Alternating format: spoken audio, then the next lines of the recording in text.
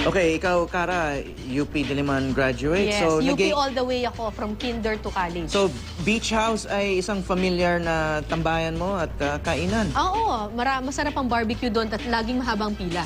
At ngayon, wala nang pila doon. Oo nga eh. So, may sentimental feeling ka ba tungkol sa lugar na yun? Lahat ng mga taga-UP talagang napamahal na dyan sa beach house na yan kasi kakaiba nga talaga at mura yung kanilang barbecue. So, sa halos 3 dekada na maituturing na institusyon sa universidad, yun nga po mga kapuso, ipinasara na yung sikat na kainan na beach house po dun sa UP. Malapit ito Hawi dun sa may Sunken Garden. Kaya naman, ang mga estudyante, maging ang mga alumni katulad ko, pinilahan yung kanilang sikat na barbecue sa huling araw nito. May news to go si Dano Tingkungko. Blockbuster ang pila rito sa UP Diliman, pero hindi ito pila sa enrollment o pa-picture sa artista. Lahat sila gustong makatikim ng mura pero masarap na barbecue at iba pang lutong bahay sa karinderyang ito.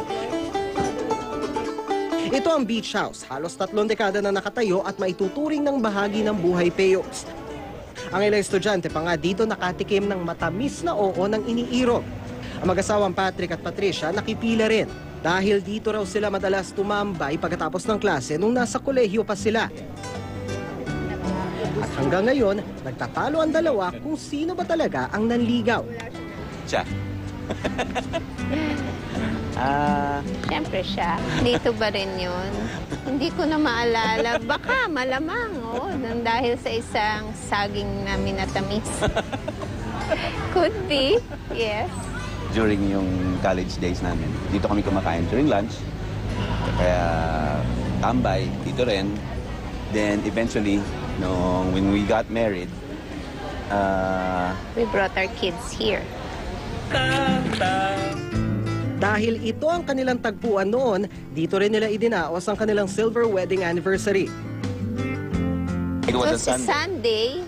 Tapos paglakad ko, paglabas ko dyan sa corner na yan, bigla, nakita ko lahat ng friends namin. So, it was really a surprise. Unexpected. Dito na rin kami nag-renewal of vows. Nag-renewal na, dyan, his brother. Pero kamakailan lamang ipinagutos ng administrasyon ng UP na ipasara ito epektibo ngayong araw.